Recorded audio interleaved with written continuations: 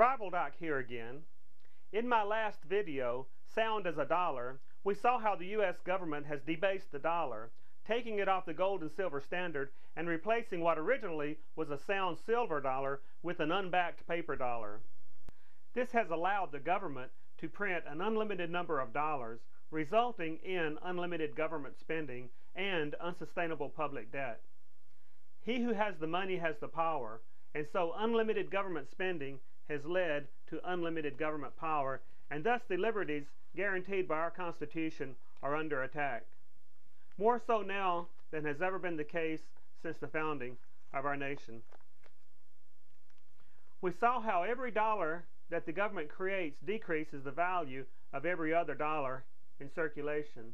This is called inflation, and it is the way the government confiscates our money by decreasing the purchasing power of our money while they spend the newly created money or pass it on to their powerful friends who help them remain in power.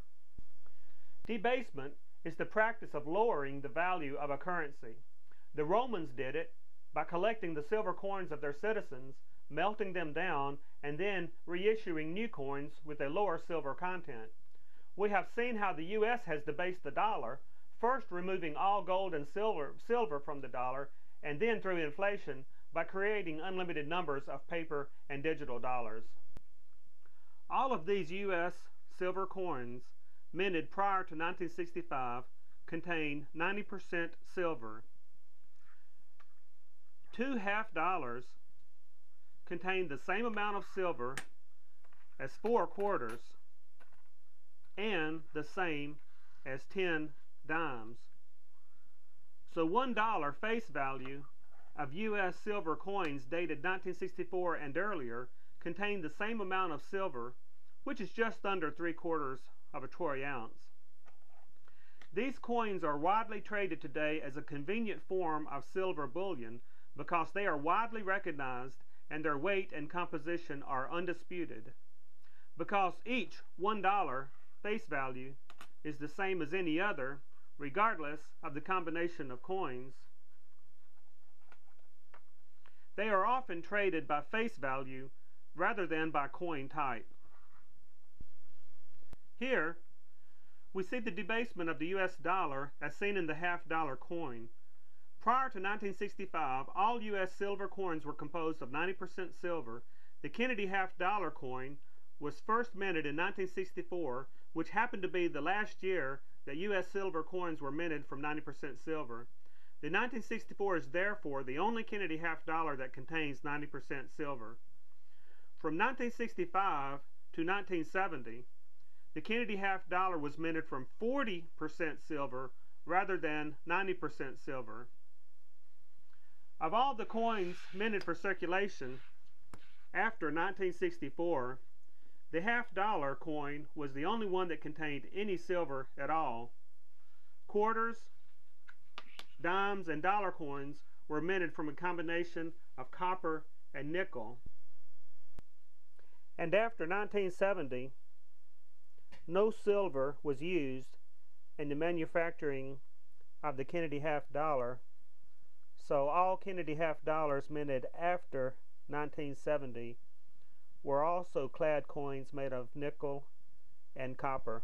History has shown that along with currency debasement, without exception, there has always been a decline in the civilization debasing its currency, which has eventually led to the collapse of the civilization. This happened to Rome, and it is happening to the U.S. right before our eyes. Emperors, kings, and governments all debased their currencies for the same reason, for their own financial and political gain. Debasement is a hidden and covert method for transferring wealth from one group to another, from the citizens to the government, and to those who the government chooses to enrich, such as those who contribute to their campaigns to remain in power. And this isn't just a U.S. problem either. Today, all currencies, without exception, have been taken off the gold and silver standard. All nations today are using fiat or paper currencies, and in the current global economic crisis, all governments are inflating their currencies. So how can we protect ourselves from this fleecing from our own governments? The best way to protect yourself from government confiscation of your money through inflation is by holding your savings in silver and gold rather than in dollars. The way they confiscate our money is by creating new money, decreasing the purchasing power of the dollars we own through inflation, which we see as rising prices. The people complain about rising prices, but most don't blame the government because they don't understand how inflation works. The people are more likely to blame the merchants who keep raising their prices, or perhaps big business, or even capitalism. But the real villain in this crime is the government. By holding gold and silver rather than dollars or other fiat currencies, the purchasing power of our savings will remain the same or even increase as the dollar and other fiat currencies plummet into the abyss. And one of the best ways to hold silver and gold is by holding old, circulated silver and gold coins, such as the silver coins minted in 1964 and earlier, which are 90% silver, or the Kennedy half dollars minted from 1965 through 1970, which are 40% silver. Of course, there are other ways to hold silver. Some people choose to invest in silver bars, such as these. These are 1 troy ounce bars of 0.999 pure silver. Or some people choose to invest in rounds. These are just like the bars, are 0.999 pure silver. All are marked 1 troy ounce, 0.999 fine silver. Other ways to invest in silver is by purchasing sterling silver, which is always marked as sterling or 925 because sterling silver is 0.925 fine, or 925 parts out of 1,000 are pure silver. These are real, tangible items that the government can't create out of thin air. So it doesn't really matter if the silver is in the form of sterling, bars, rounds, or coins, or even jewelry. Silver and gold are real money that the government can't create out of thin air.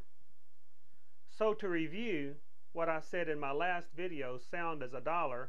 So what would you rather have tucked under your mattress? This or this? Well, just in case you haven't been paying attention, the government can't print these out of thin air. This is Survival Doc, reminding you, be prepared or be prepared to be fleeced.